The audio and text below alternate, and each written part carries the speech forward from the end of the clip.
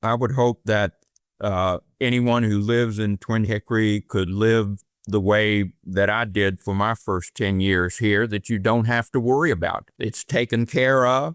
It's nice, and it's beneficial to be here. But I think that's what we're here for. We're here to make it right for them so that they don't have to worry about it.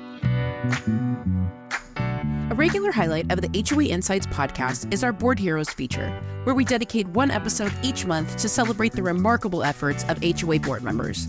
To us, a board hero is one of the 2 million elected volunteers who deserve recognition for excelling in a role that often goes unnoticed. Today, we're excited to spotlight one of these exceptional board heroes and share their inspiring story. If you match our definition of a board hero or know someone who does, please reach out to us. Our contact details and those of our sponsors are provided in the show notes. Welcome back to HOA Insights, Common Sense for Common Areas. I'm Robert Nordlund, and I'm here today for episode number 173 with a fascinating board member I met at the CAI National Conference in Florida in early June. I happened to sit down at a table for lunch next to him, and after a few minutes, I was captivated by our conversation. I later found out, not surprisingly, that he was there at the conference to receive CAI's 2026 Byron Hanke Award for long-term volunteer service to the community association industry. So I was lucky to sit and chat with him at lunch. Just happened to be a lucky man taking an empty chair. And I'm sure you'll enjoy the opportunity to hear our conversation in just a few minutes about stepping up and stepping into leadership. So if you're a new listener, we're here weekly with episodes to help you with the hard work of being a board member. Last week, for example, was episode number 172, with regular co-host and management expert Julie Adaman. In that episode, we talked about how to address and combat the power of denial at your association, just plain ignoring things. So if you missed it, you can catch prior episodes on our website at hoainsights.org, on any major podcast platform, or on our YouTube channel. And if you like the show, by all means, subscribe and join us in our mission to improve board member leadership all across the country, one episode and one association at a time. Subscribers and positive reviews boost the show's location in search engines, helping Common Sense for Common Areas to be found by more board members, helping more associations across the country. Well, if you haven't been to our website, we have some great merch for sale, like this mug that I keep here on my desk, and also some great free stuff like board member Zoom backgrounds that you can download for free for your next online meeting. We enjoy hearing from you, responding to the issues you're facing at your association.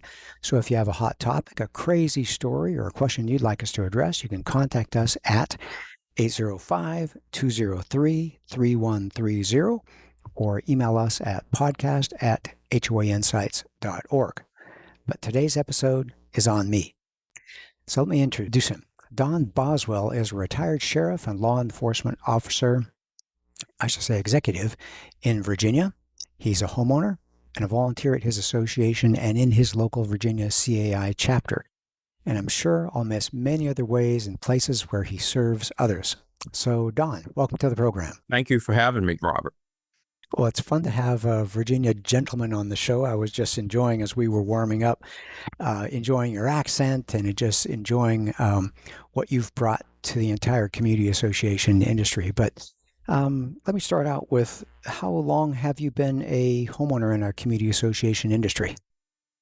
Well, the association community actually opened up first about in 2000, and my wife and I purchased a home then, and we lived here, and I didn't really think about what was involved to keep the community going so well. I just knew that everything looked good. Hedges were trimmed, the roads were maintained, the lights, people kept their homes up, and we went about our lives working and raising a family here. Fantastic. Now, we're talking about a small association, big association. Tell me more. Well, this Twin Hickory Homeowners Association is a fairly large. We have about 1,500 homes now. There are 6 sub-associations. I'm on the master association, and we also have commercial properties in the development as well. It's large enough that the developer put in property so that we're basically adjoining a new high school in our county, a new middle school, and a new elementary school. That sounds like there's a lot of richness there with developing a fully featured community. They got your commercial, they've got schools. It's not just an association outstanding by itself. And is it done or is it still growing? Tell me more there. It's still continuing to grow. The developer has rights to add to this as long as they're within a half a mile of our boundary. And in fact, in the last couple of years, a new section has been developed with some condos, and that condo group is going to have a small commercial section with offices in it as well. So they're starting to sell, and that's helping us out with the cash contribution for new home purchases in the community. It is one of our methods of helping to raise a little more money to operate the community as it grows.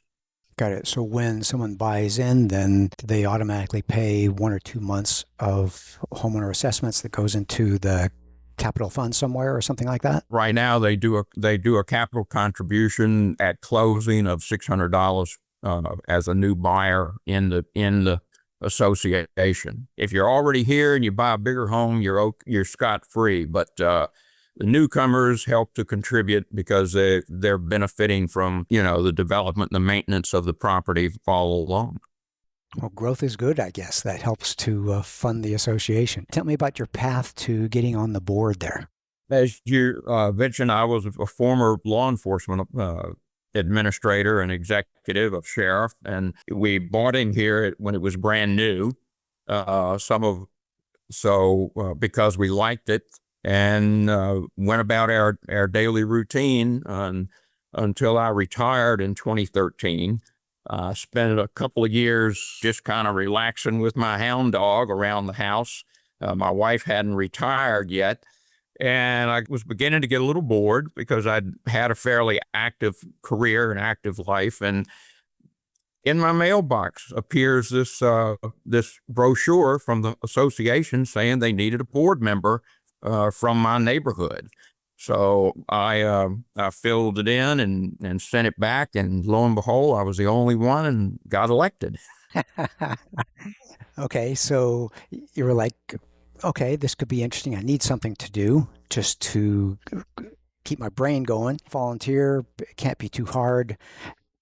And you find out you're the only one, so you feel like you've been suckered into something, or what was your initial experience there? This has been a fairly stable board in this area. Most of the people, when they do come on new, there's usually only one or two new, and a lot of the people have been on for, like I've been on, this is my 10th year. And we're also part of the expectation that everybody follows is you start off as just a director for a few years, and then you get to be the secretary, and then you get to be the treasurer and the vice president. And after 9 years, I got to be president. And it's a very collegial group because of the sub-associations for the condos. Some of the activity there, we really don't get involved in that aspect of it.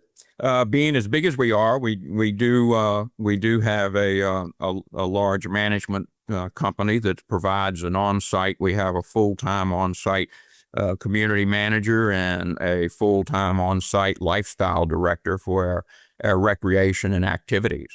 You got a management company to help you out on-site.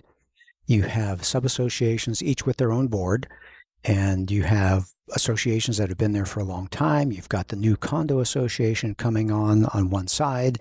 So there's a lot of things going on, not only new and old, but I would imagine single-family home areas and condos. So it sounds like you have an interesting mix of things happening there. It's a pretty nice mix. And in fact, Hunt actually put an independent apartment complex. One of their Aberley complexes is in the center of the association. They have their own recreational facilities and don't use ours, but they're located in, and there's also a 3-story 50+ retirement apartments that are in condos that are rented or leased by people. It's part of the commercial part of our association. So one other good thing I hear is that it was somewhat of a stable board. There was a progression, and so it's not like there was a lot of upheaval, chaos. It sounds like there's my term is institutional knowledge, where what we've done, this is the good things that we've done, and you learn before you get onto a position on the board. You're just a voting member. I like hearing that. Tell me, what are the kind of things stylistically that you've been known for? Do you have a guiding mission and vision and values, things like that, to say this is how we do things at Twin Hickory? Again, it's the same. We've had the same management company since the beginning. So they're there long term.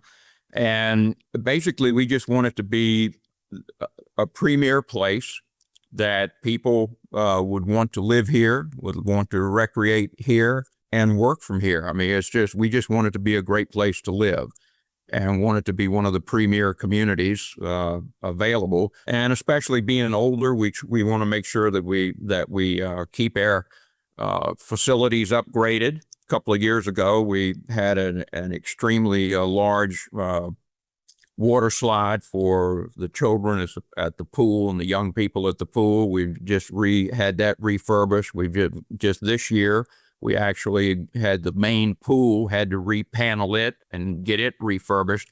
So, we try to stay ahead of the game in maintenance.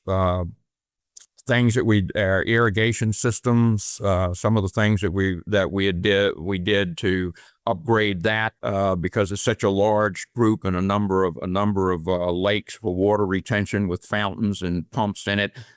We got a deal where some new wireless controllers that we got a really good deal to beta test some wireless controllers to help reduce the cost of maintenance from the mechanical ones. So we try to be a little bit progressive. It's been a very, very conservative board the whole time that I've been on it. And in fact, this last time we actually had a past president come back and get back on the board, So as I said, it's very stable. One of the things that helps us that perhaps that some associations don't have is in our county, the county maintains all of the roads. So in the subdivision areas for the single family, all of those are maintained by the county. So when the snow hits us, which we had some heavy in January here, it makes it a little easier for us. Everybody knows it's the county that didn't do what they wanted instead of the association. They're not reaching out to the board. Yeah. So okay. we have that off. We have that off. Only the sub associations of condos have to arrange their own snow removal. But so that aspect of it, we've just got a lot of things that have fallen in place, I guess, traditionally. And over time, by maintaining our facilities, it's just been a very stable place to be. And we have very few, most of the concerns that we hear about come from the tennis teams and the swim teams, that as far as wanting more features and more time available on the tennis courts and in the pool. We've been fortunate that the middle school that borders our facility, which we have walkways to, they put in a whole group of pickleball. So we've avoided that conversation because the people can just go right out almost in the community area, and we don't get the pickleball and the tennis people butting heads over the courts. So I guess environmentally, we kind of have had a calm, kind of an easier road than some associations have. Got it. We recently had a board hero who was talking about the hurricane that went through their association, and sounds like you've had some of the right things fall in place. So if you want to play pickleball, it's not like you have the pickleball crowd saying we want to turn 2 of those tennis courts into 4 pickleball courts. They can just go over to the middle school and play on the middle school's courts. Right. Cool. Okay. And Right. I got to ask, have you tested out the new water slide at the pool? No, I have not.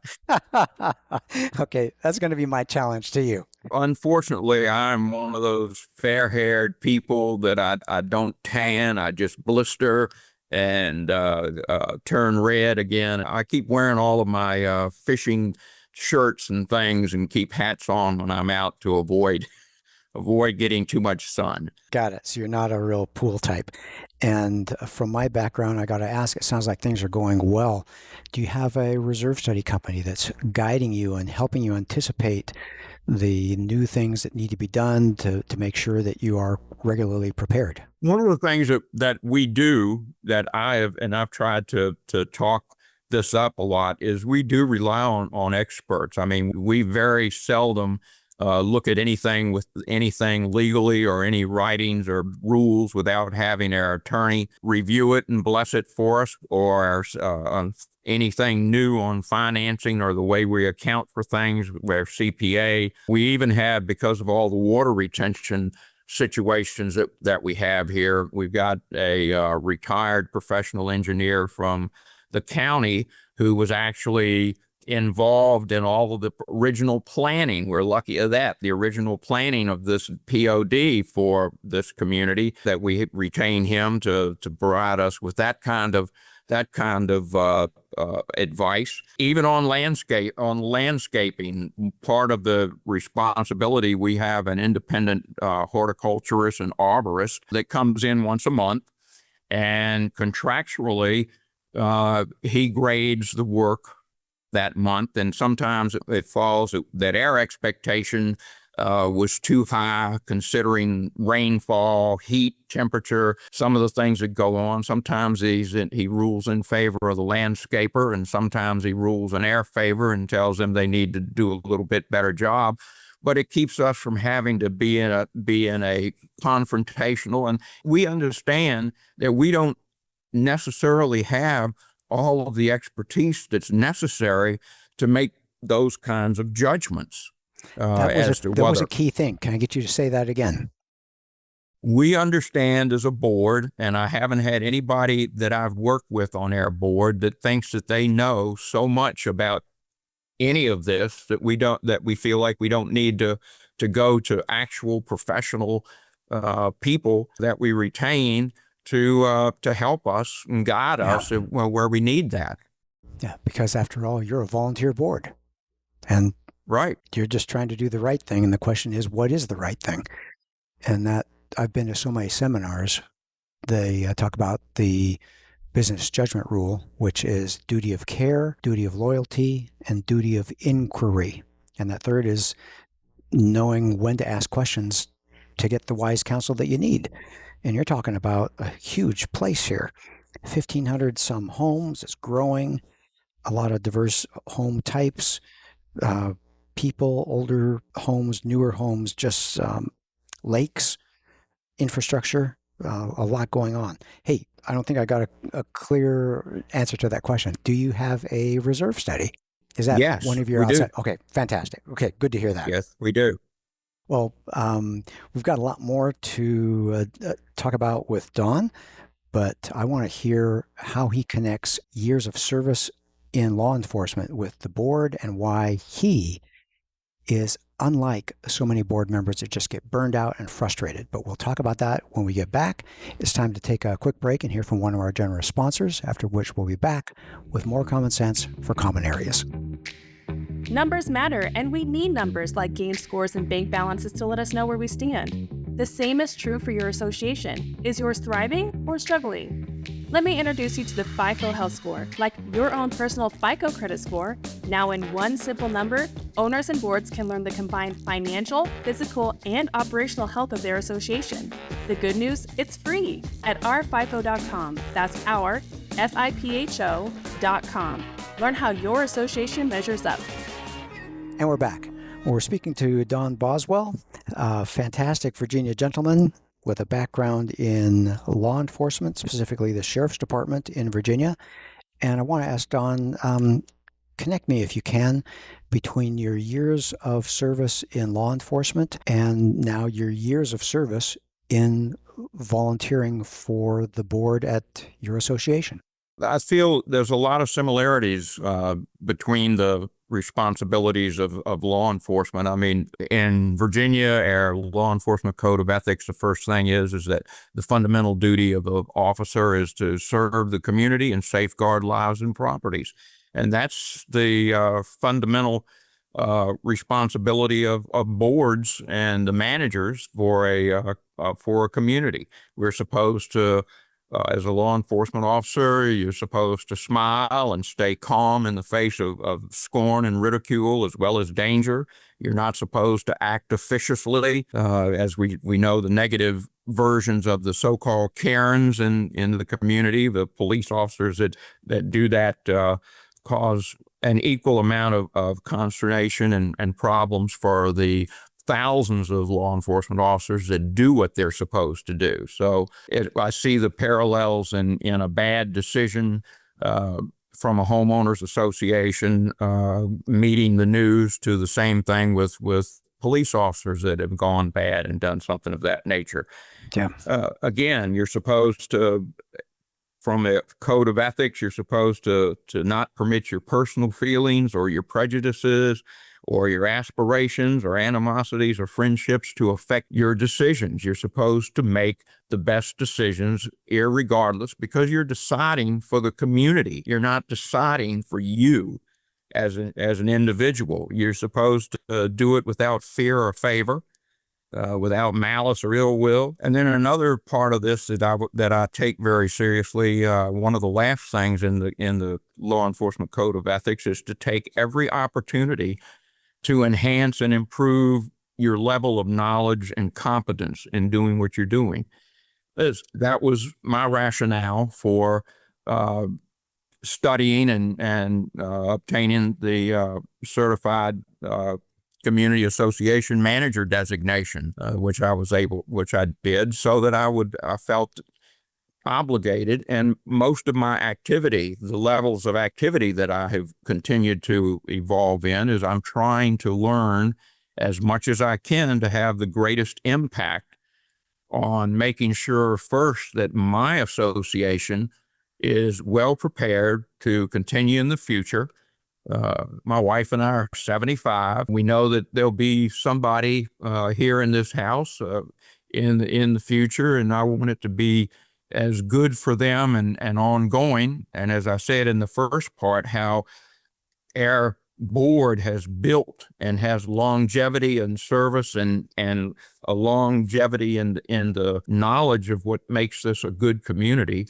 I will hope to pass that on to the next group when I do go off the board, and if I can have an impact at my chapter level for the Central Virginia region, and even at the national level, which has motivated me to get on the Homeowner Leaders Council to do that. I will say that the one big difference is that it is the boards make the decision. It's not an individual thing like it is with a police officer out on the street. And we're very cautious about giving off-the-cuff answers as individuals. Our off-the-cuff answer is that'll be a board decision. I can't make that decision. I can bring it up at the board, and I can talk with the other board members and reflect what your concerns or issues are. But the board's decision is the only thing that counts, not what I say as an individual. So governance is different, quite different. Well, it sounds like all the things you've been talking about resonate with your heart. I'm not sure if that's the way you grew up or it just became how you think, how you act, but I can see the parallels now, and I'm seeing so many good things at Twin Hickory. You didn't have a real mission statement, but it sounds like the board is aligned in saying we want to make this a great place to live, not just now, but into the future. And so they appreciate that they're carrying the baton. You're Right. perhaps the first couple decades of owners there at Twin Hickory, and there will be many of other decades of owners after you. And so you're set the stage and the pace with the right kind of things. And boy, building a culture. And I'm going to write that down. Build a culture. I would hope that anyone who lives in Twin Hickory could live the way that I did for my first 10 years here, that you don't have to worry about. It's taken care of. It's nice. And it's beneficial to be here and to be a premier community in the western end of our county. And I hope that it could be that easy for the vast majority of the homeowners here, residents that aren't intimately involved in the governance model. But I think that's what we're here for. We're here to make it right for them so that they don't have to worry about it. I got into this entire industry by being the president of my 71-unit condo association. I was a young professional. I was mortgaged up to my eyeballs, had to make this condo thing work, had to make money on it. And so I plowed a lot of time into it. And inside, I felt good because it wasn't just for me, it was for 70 other people. And I felt so good about that everything I did selfishly for me and my unit ended up being good for everyone else. And I hear that in your voice too, about wanting to make it a good place for so many other people so they don't have to be on the board, so they can relax. Right. And that was one of my motivations of being active in the Legislative Action Committee for Virginia, which unfortunately I'm terming off this year, as I've done that for 10 years. I had done that professionally in criminal justice, and I got asked almost immediately would I be interested in serving on the LAC, and I did. But I took about 6 years before I agreed to move up to be the chair, because I felt like I needed to learn a little bit more to do that. But there, we're trying to make sure that we have good legislative laws in Virginia that benefit and maintain the autonomy to the greatest extent we can of the individual community. So again, there I'm trying to make a statewide impact through that. I don't know, as far as what I do. I caught a little line that came from Law and Order in 2003 that I heard that resonated with me. When the character of Arthur Branch was talking to Jack McCoy, and about something that he did, but it didn't benefit him. He said, sometimes the good you do doesn't do you any good, and you have to look at things, in my perspective, to look in the mirror and to know that I've done the right thing that I can live with. And if it doesn't turn out so good for me, that's all right, as long as you've done the right thing.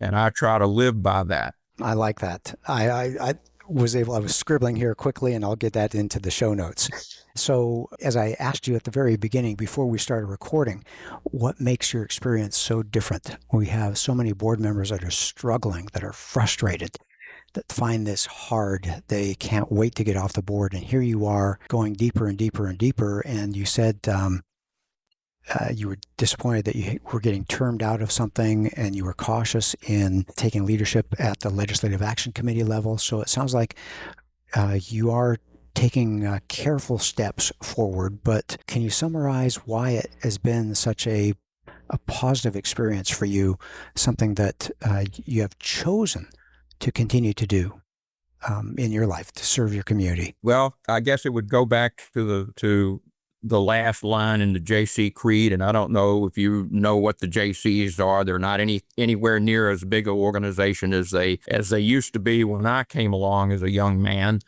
But the last line of it is that service to humanity is the best work of life. And I have continued to believe that and do whatever I can do to contribute to serving my community, my fellow residents, the people in my state, the people in the country, I feel like that's the purpose that we have put here, and I'll continue to do that as long as I am able. Yeah, leverage. It starts with you, it starts with your spouse, starts with your family. It grows out and out and out from there. For the good decisions you make, help other people enjoy their life and make life easier and better. Life is hard. It's hard being an adult. It's hard being a responsible person in the world. It's hard for me owning a business. There's so many regulations, so many requirements, so much staff. Life is hard. And if you can plug in and make life a better place, that's a wonderful thing that allows you to fall asleep peacefully at night. Well, Don, thank you so much. It was great having you on the program to help our board member audience see that there can be calm out there in the midst of the struggle of being on the board. Any closing thoughts to add at this time? Thank you so much. Well, that's fantastic. To our audience, we certainly hope you learned some HOA insights from our discussion today that helps you bring common sense to your common areas. I've captured some of what Don said. I'll make sure I get those into the show notes, and we look forward to having you join us for another great episode next week. You've been listening to HOA Insights, Common Sense for Common Areas. You can listen to the show on our podcast website, hoainsights.org, or subscribe on any of the most popular podcast platforms. You can also watch the show on our YouTube channel. Check the show notes for helpful links. If you like the show and want to support the work we do, you can do so in a number of ways. The most important thing you can do is engage in the conversation. Leave a question in the comments section on our YouTube video. You can also email your questions or voice memos to podcast@hoainsights.org or leave us a voicemail at 805-203-3130. If you gain any insights from the show, please do us a huge favor by sharing the show with other board members you know. You can also support us by supporting the brands that sponsor this program. Please remember that the views and opinions expressed by the podcast do not constitute legal advice. You'll want to consult your own legal counsel before making any important decisions. Finally, this podcast was expertly mixed and mastered by Stokelight Video and Marketing. With Stokelight on your team, you'll reach more customers with marketing expertise that inspires action. See the show notes to connect with Stokelight.